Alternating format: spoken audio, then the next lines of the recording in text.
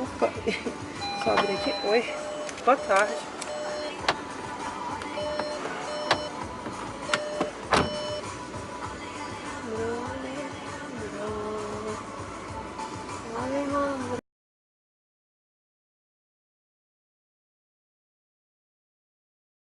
Pessoal, beleza? Hoje vamos fazer aqui um autovlog para falarmos a respeito do Volkswagen Jetta 2.0 TSI Highline, carro da mamãe. Falarmos a respeito do comportamento dele dentro do ciclo urbano, como ele se comporta, como é que o carro é, como é que não é, se é bom, se é ruim. Bom, a priori, o consumo desse carro não é muito bom no ciclo urbano. É um carro que tem bastante potência, mesmo ele sendo turbo, ele não está na última geração dos motores turbo, né?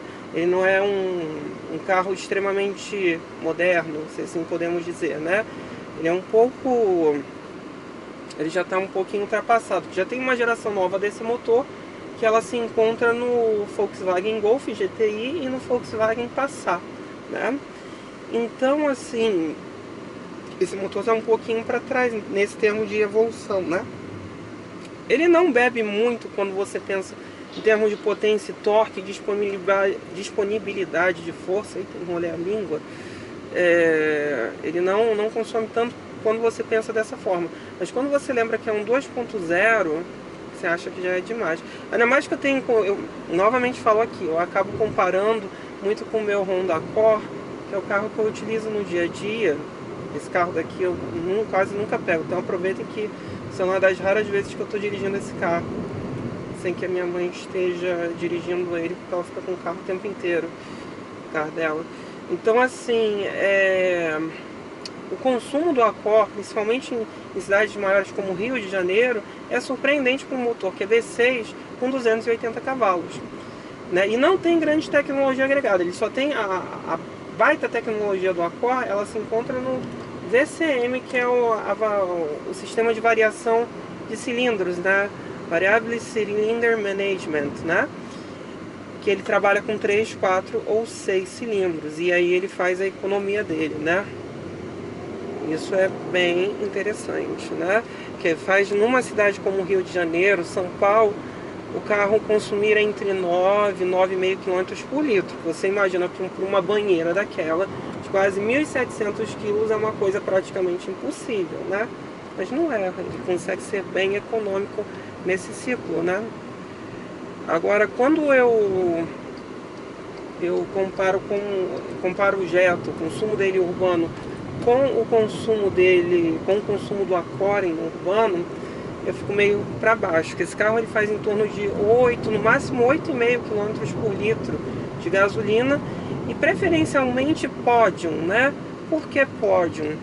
Que é um motor mais, vamos dizer assim, mais moderno, mais sofisticado, é um motor com injeção direta, turbo, né? Então ele demanda um cuidado maior para que você não comece a destruir o motor do carro, né? Então, assim, é um consumo relativamente alto. Não é alto quanto a potência do carro. Quem compra um carro desse valor tem que estar preparado para o consumo, é óbvio, né? Mas não é um consumo dos mais amigáveis na era do downsize. O Jetta, que é surpreendente em termos de consumo, é o 1.4 turbo. O 1.4 turbo, ele consegue fazer até 11 a 12 km por litro de gasolina na cidade, e não é invenção nem viagem da minha cabeça, é muito econômico. Mas o 2.0 é muito mais agressivo também, né? É um carro que você acaba acelerando mais, porque ele pede também que você acelere, né? E você acaba fazendo kickdowns, né? Porque é gostoso de sentir o carro te colando no banco, né? É uma sensação diferente, né? Agora que eu vi que eu tô com o farol ligado dentro da cidade, nem para me avisar, né? Então, assim, o consumo não é o ponto forte do Jetta. O conforto, por incrível que pareça, ele consegue... O outro ali se acha o dono da rua, né? Com licença, amor. Obrigado.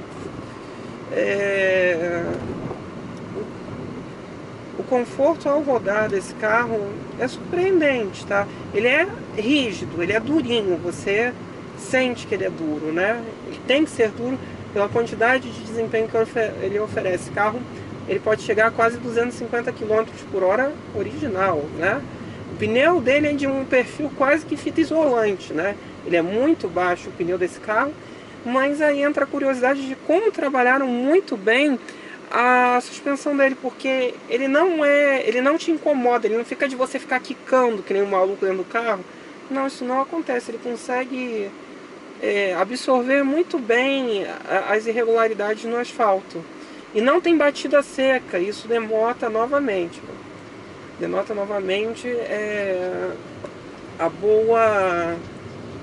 o bom trabalho de suspensão que esse carro teve, né? Ele é muito surpreendente, né? E muito bom. A direção é pesadinha, tá? Muita gente falava de Logan e Sandero que não dirigiram esse carro. Ou então é que eu acho que eu tô com um parâmetro muito forte do Accord por toda hora estar com ele. Eu acho o Accord uma manteiga, né? Você vira o carro o tempo inteiro com um dedinho, um mindinho, né? Pra vocês terem noção. Uma das coisas que tem um auxílio muito grande aqui numa cidade que eu estou morando, tem muita subida, ó, é o Hill Holder, que ele segura o carro no freio, e isso protege muito a caixa automática, né? Automatizada, melhor dizendo, automatizada de dupla embreagem. Por isso que todo carro automatizado devia ter Hill Holder, porque isso protege muito, facilita a sua vida, né? E tem aquele idiota que fica segurando o carro na embreagem, né?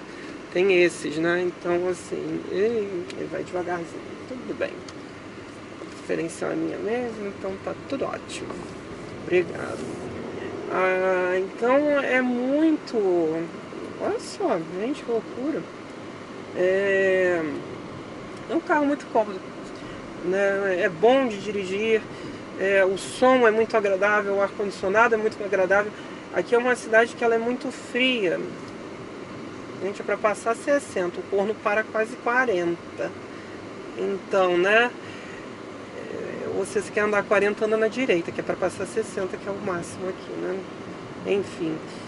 É foda, né? Eu vivo reclamando dirigindo, não é comum. Por isso que normalmente quando eu gravava os vídeos, antigamente, eu gravava eles... Eu só gravava a imagem e depois botava a voz, que senão eu fico reclamando o tempo inteiro dirigindo, né? Fora que as pessoas ficam me olhando achando que eu sou maluco, que esse carro é um aquário, né? Enfim, mas o ar-condicionado dele funciona muito bem. É uma cidade muito fria. Essa noite mesmo nós tivemos 9 graus aqui, né? Tem que a gente está em julho, né? Mas 9 graus é frio de qualquer forma. Para quem é carioca, então, que eu diga, né? Eu sentia frio com 18 graus. Mas a diferença da sensação de amplitude térmica no Rio de Janeiro é maior, né? Você tem uma invasão, porque é muito mais úmido, né, do frio do que aqui. Aqui o frio é seco, eu já estou até me acostumando. Mas eu comecei a dar valor a ter o aquecimento nos bancos. Uma coisa que eu achava que eu nunca na minha vida ia usar, que eu achava que era uma porcaria. Eu pensava, porra, pra que eu quero aquecimento na bunda, pô? Serve, funciona, entendeu? Realmente é gostoso você ligar o negócio e ele te aquecer, porque esse carro tem bancos em couro, né?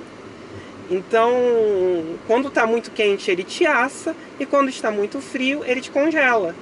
Saudades veludo, né?